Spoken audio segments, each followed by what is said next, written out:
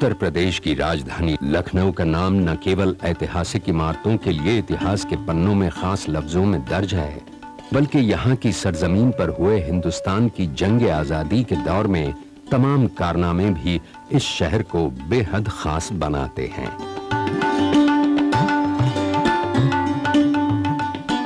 फिर बात चाहे महात्मा गांधी के अहिंसक आंदोलन की हो या फिर जांबाज वतन परस्त क्रांतिकारियों की।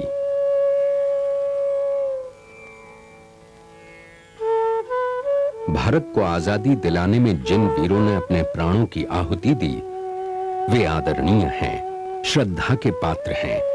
उन्हीं के कारण आज हम स्वतंत्र हवा में सांस ले रहे हैं। आजादी की राह में अपना सर्वस्व बलिदान करने वाले एक ऐसे ही वीर बलिदानी हैं राम प्रसाद बिस्मिल। सरफरोशी की तमन्ना अब हमारे दिल में है, सरफरोशी की तमन्ना अब हमारे दिल में है। देखना है जोर कितना बाजुए कातिल में है, सरफरोशी की तमन्ना अब हमारे। ये पंक्तियां तो स्वतंत्रता आंदोलन के दौरान जन जन को आजादी पर मर मिटने की प्रेरणा देती रही हैं।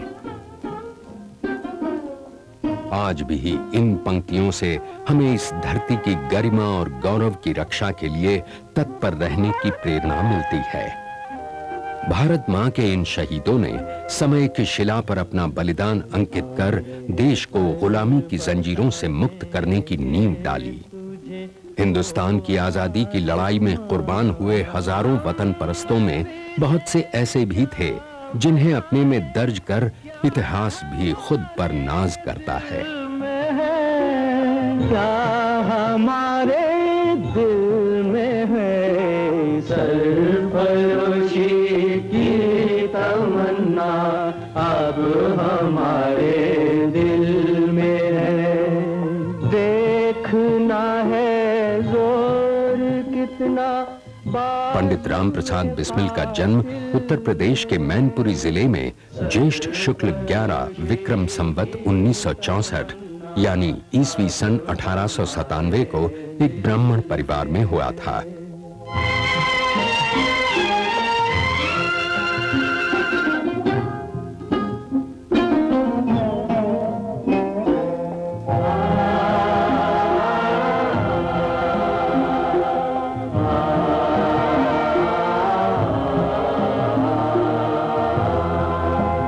पिता का नाम मुरलीधर और माता का नाम मूलमती था।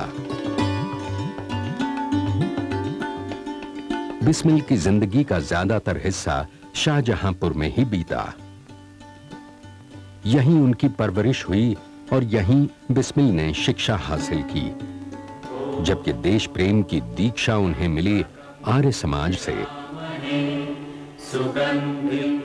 यहीं पर बिस्मिल को सत्यार्थ प्रकाश पढ़ने का मौका मिला और इसके बाद बिस्मिल देश सेवा की राह पर एक मतवाले योगी की तरह चल पड़े। बिस्मिल के क्रांतिकारी बनने पर क्रांतिकारी आंदोलन के इतिहास लेखक श्री सुधीर विद्यार्थी कहते हैं, बिस्मिल मातृवेदी संस्था के संपर्क में आए। मातृवेदी संस्था के एक लीडर, एक नेता पंडित गेंदालाल दीक्षित थे। गेंदालाल दीक्षित के संपर्क में आकर बिस्मिल बड़े क्रांतिकारी बने। मैं समझता हूं कि गेंदालाल दीक्षित ने बिस्मिल के क्रांतिकारी व्यक्तित्व के निर्माण में बड़ा योगदान दिया। पंडित राम प्रसाद क्रांतिकारी जीवन को योग साधना से कम नहीं समझते थे। वे अपना सर्वस्व त्याग कर देश की स्वतंत्रता के लिए लगे रहे। उर्दू, हिंदी, संस्कृत और बंगला की अच्छी जानकारी रखने वाले पंडित राम प्रसाद शायर एवं बहुत अच्छे लेखक भी थे।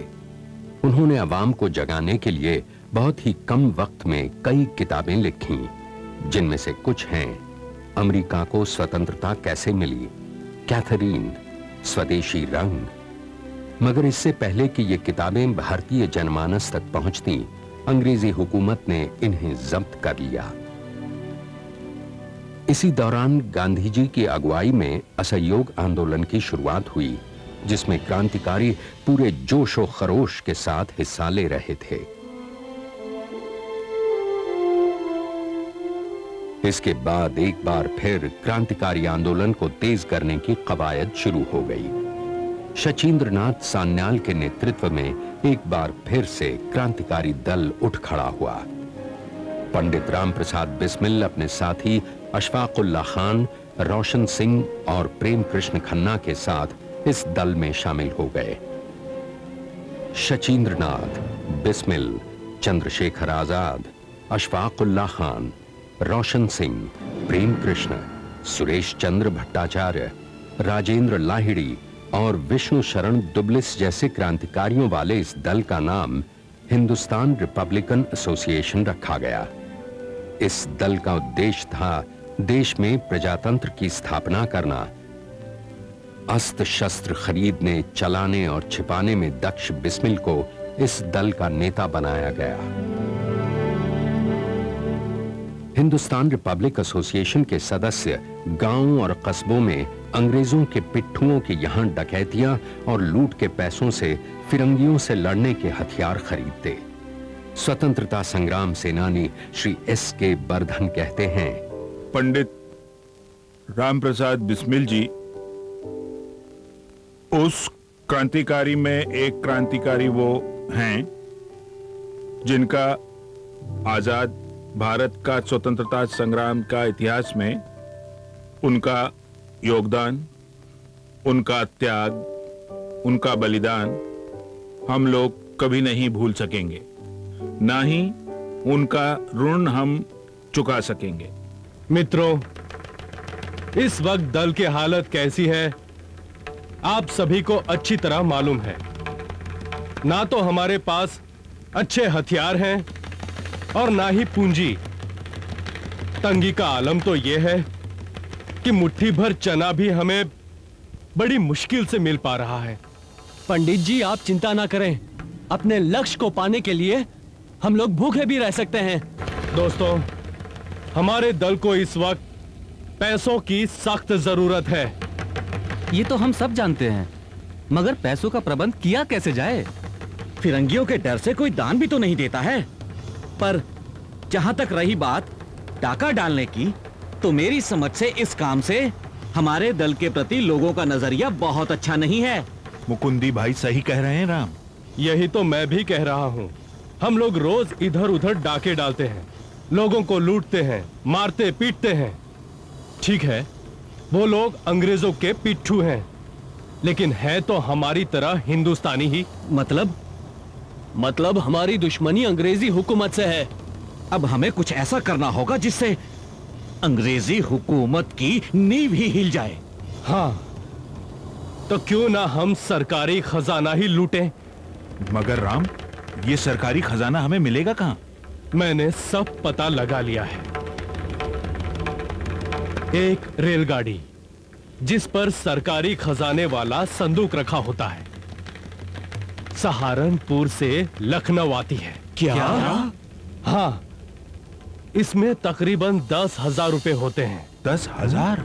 हाँ, अगर ये हमारे हाथ लग जाए तो समझो हमारी बरसों पुरानी तमन्ना पूरी।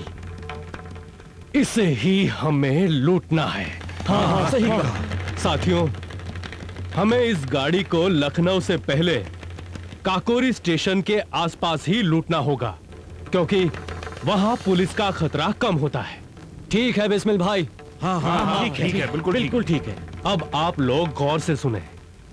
अशफाक भाई, बख्शी जी, लहरी जी, आप लोग दूसरे दर्जे में जाकर जंजीर खींचेंगे। ठीक है। आजाद भाई, मुकुंदी लाल, मनमथनाथ और बनवारी लाल, आप सभी लोग डिब्बे के पास खड़े होकर हमारी सुरक्षा करेंगे और यात्रियों पर नजर रखेंगे। बाकी लोग मेरे साथ संदूक उतारेंगे। किसी को कोई दिक्कत नहीं, बिल्कुल नहीं। हाँ, एक बात और, जब तक कोई हम पर हमला न करे, हम गोली नहीं चलाएंगे। हाँ, ठीक है। किसी भी कीमत पर खून खराबा नहीं होना चाहिए, इस बात का खास ख्याल रखना है, ठीक है? हाँ ठीक है। भारत माता की जय, भारत माता की जय, भारत माता की जय। योजना के अनुसार 9 अगस्त 1925 को काकोरी स्टेशन के पास ट्रेन रोककर बिस्मिल की अगुवाई में हिंदुस्तान रिपब्लिक एसोसिएशन द्वारा सरकारी खजाना लूट लिया गया। बिस्मिल अहिंसक डकैती की योजना में पूरी तरह सफल रहे, मगर एक साथी की बेवकूफी से एक यात्री मारा गया। रेल डकैती की खबर फैलते ही चारों ओर हड़कंप मच गया।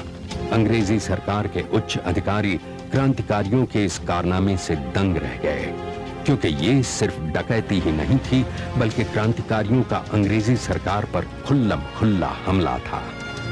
अंग्रेजों की पुलिस पागल शिकारी की तरह क्रांतिकारियों को ढूंढने लगी।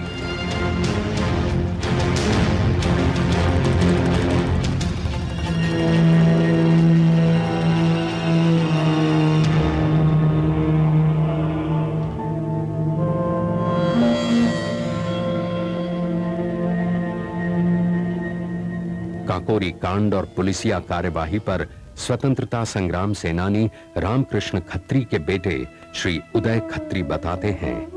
मेरे पिता क्रांतिवीर रामकृष्ण खत्री पंडित राम प्रसाद बिस्मिल के साथियों में थे। उन्होंने क्रांतिवीर बिस्मिल के साथ में 2 गांव के एक्शन में सक्रिय रूप से भाग लिया था। इससे पहले जो 3 गांव के एक्शन हो गए थे, इसलिए कोई विशेष धन की प्राप्ति नहीं हुई और ना ही जनसामान्य में, समाज में, शासन पर इसका कोई खास असर पड़ा।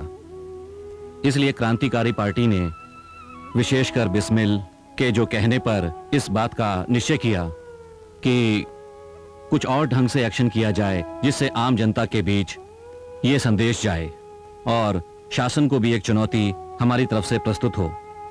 तदनुसार बिस्मिल ने लखनऊ के निकट काकोरी ट्रेन एक्शन में भाग लिया था। इस एक्शन के बाद पूरे प्रांत में गिरफ्तारियों और तलाशियों का दौर चल पड़ा। बनवारी लाल की मुखबिरी पर पंडित राम प्रसाद बिस्मिल, राजेंद्र लाहिड़ी, मुकुंदलाल, केशव चक्रवर्ती, मुरारी लाल और मनमथ लाल गुप्त को भी गिरफ्तार कर लिया गया।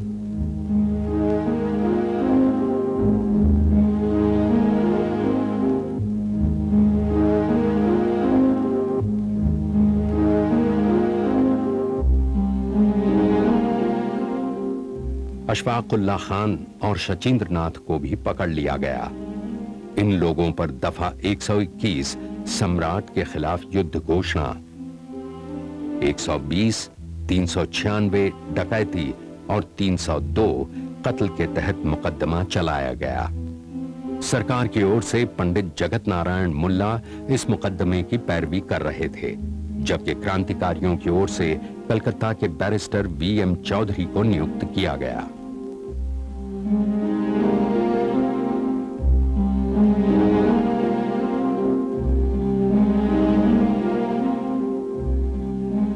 रोशनुद्दौला कचहरी के नाम से मशहूर इसी बिल्डिंग में स्पेशल मैजिस्ट्रेट सैयद ऐनुद्दीन की अदालत में तकरीबन 6 माह तक जंग आजादी के इस सबसे निराले केस की सुनवाई हुई। 6 माह बाद ब्रिटिश हुकूमत ने इस केस को सेशंस कोर्ट में ट्रांसफर कर दिया। लखनऊ शहर के बीच स्थित जीपीओ की यह बिल्डिंग ही वो स्थान है जिसे इस केस के लिए स्पेशल सेशंस कोर्ट बनाया गया था। ये बिल्डिंग उस वक्त रिंग थिएटर कहलाती थी। तकरीबन 12 महीने तक बिस्मिल और उनके साथियों पर यहीं हैंगिंग जज नाम से कुख्यात ए हैमिल्टन के सामने केस की सुनवाई हुई और 6 अप्रैल 1927 को वतन परस्तों के खून की प्यासी ब्रिटिश हुकूमत ने पंडित राम प्रसाद बिस्मिल, राजेंद्र लाहिड़ी और रोशन सिंह को फांसी, मनमथ नाथ को 14 साल, योगेश चंद्र, मुकुंदीलाल, गोविंद चरणकर, राम कुमार सिंह, रामकृष्ण खत्री को 10-10 साल और विष्णु शरण दुबलिस और सुरेश चंद्र को 7-7 साल की सजा सुनाई।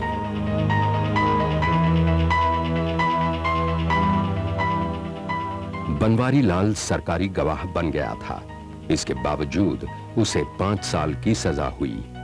बाद में पकड़े गए अशफाक को फांसी और शचींद्र नाथ को काले पानी की सजा दी गई। जनता की ओर से इन लोगों की फांसी को रद्द करने के लिए जबरदस्त आंदोलन किया गया, मगर देशभक्तों के खून का प्यासा ब्रिटिश साम्राज्यवाद भला अपनी प्यास बुझाए बिना कैसे रह सकता था।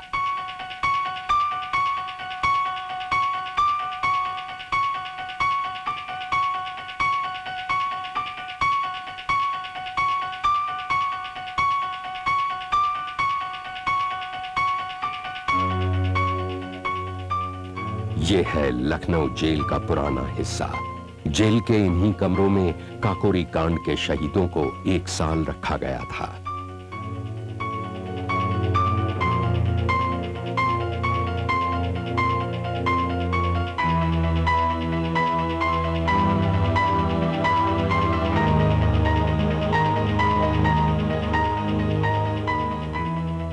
अप्रैल को ही बिस्मिल को उनके साथियों से अलग गोरखपुर जेल भेज दिया गया।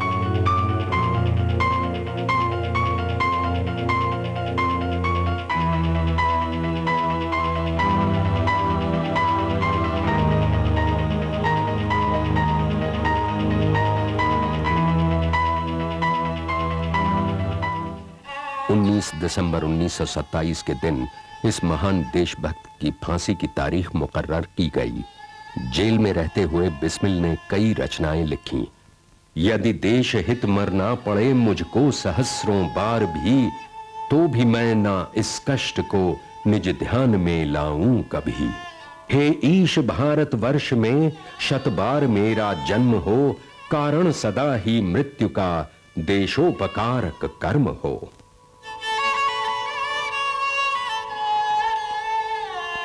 फांसी से 1 दिन पहले बिस्मिल की मां बिस्मिल से मिलने पहुंची। मां, तुम यहां मां? ये क्या? तुम्हारी आंखों में आंसू? मैं तो समझती थी कि मेरा राम बहुत बहादुर है। देश के सैकड़ों नौजवान जिसकी बहादुरी की कस्में खाते हैं, गोरी सरकार जिसके नाम से कांपती है। मुझे नहीं मालूम था कि वो बहादुर मौत से इतना डरता है। मां, तेरा ये बेटा मौत से तनिक भी नहीं डरता है मां। हाँ मां, ऐसी मौत तो किस्मत वालों को ही मिलती है मां। तेरा बेटा इस मामले में बहुत किस्मती निकला मां कि उसे मातृभूमि के लिए फांसी पर झूलने का मौका मिल रहा है। ये आंसू डर के नहीं है मां। फिर? ये तो तेरे मुंह के आंसू हैं मां। तेरा बेटा मौत से तनिक भी नहीं डरता। हाँ मां, मुझ पर विश्वास कर। मुझे विश्वास है मेरे बच्चे, मुझे विश्वास है। मैं बाहर सबसे यही कह रही थी, देखना मेरा राम कैसे हंसते हंसते फांसी चढ़ जाएगा। ईश्वर करे हर जन्म में मैं ही तेरी मां बनूं, हर बार तू ही मेरी कोख से जन्म ले।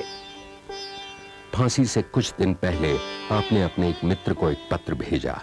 इस पत्र में लिखा था, 19 तारीख को जो कुछ होने वाला है उसके लिए मैं अच्छी तरह तैयार हूं। यह है ही क्या, केवल शरीर का बदलना मात्र। मुझे विश्वास है कि मेरी आत्मा मातृभूमि और उसकी दीन संतति के लिए नए उत्साह और ओज के साथ काम करने के लिए शीघ्र ही लौट आएगी। 19 दिसंबर की सुबह जब सिपाही बिस्मिल को फांसी के लिए ले जाने आए तो वे भारत माता की जय और वंदे मातरम कहते हुए उठ खड़े हुए और सिपाहियों के साथ फांसी घर की ओर चल पड़े।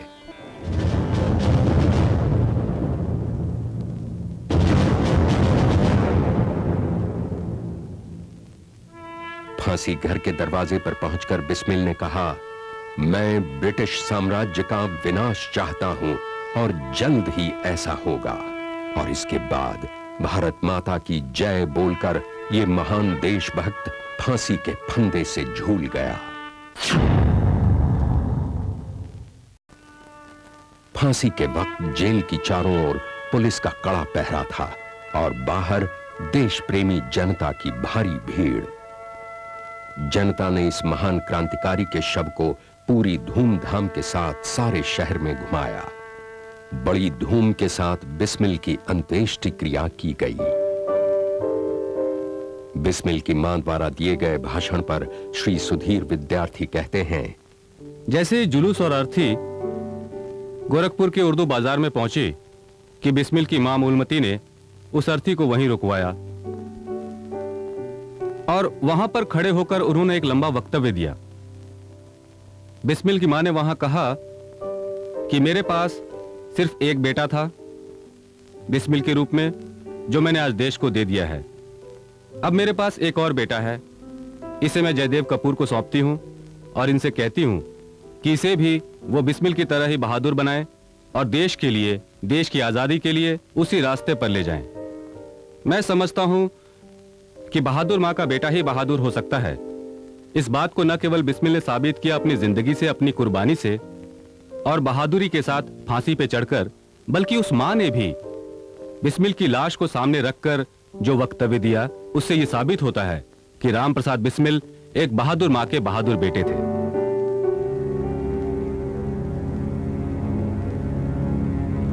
इस तरह एक महान देशभक्त अपनी मातृभूमि के लिए हंसते हंसते कुर्बान हो गया। यह है काकोरी स्टेशन, जहां काकोरी षड्यंत्र का जन्म हुआ।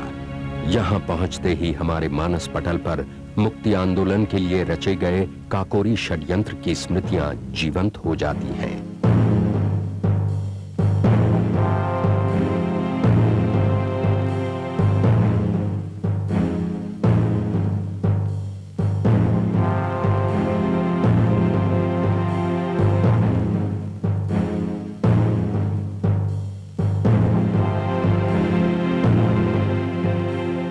ये वही जगह है जहां काकोरी षड्यंत्र ने आकार लिया।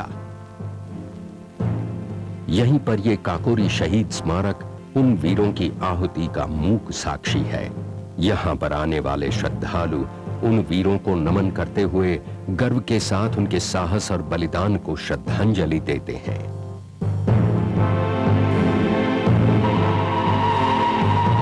यहां से सीटी बजाती हुई गुजरती ट्रेनें मानो काकोरी षड्यंत्र के जांबाज क्रांतिवीर शहीदों को सलाम कर रही है।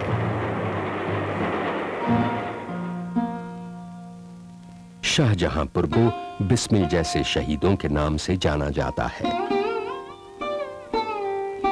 यहां हर ओर आपको बिस्मिल के नाम का कुछ न कुछ अवश्य मिल जाएगा। मिट गया जब मिटने वाला, फिर सलाम आया तो क्या, दिल की बर्बादी के बाद उनका पयाम आया तो क्या। काश अपनी जिंदगी में हम ये मंजर देखते, काश अपनी जिंदगी में हम ये मंजर देखते, बरसरे तुर्बत कोई महशर खराम आया तो क्या।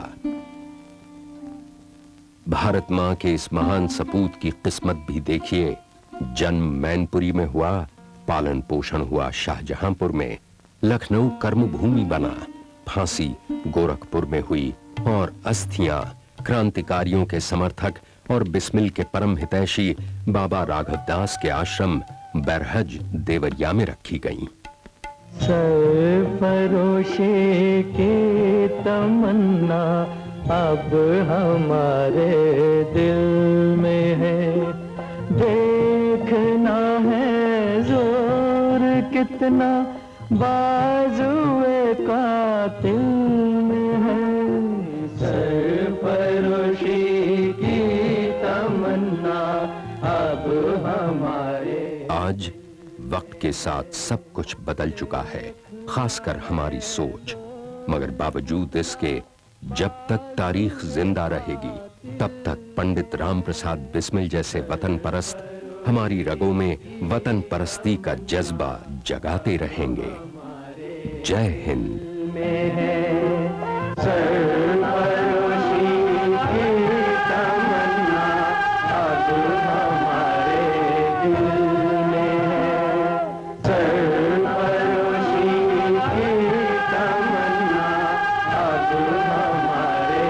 दिल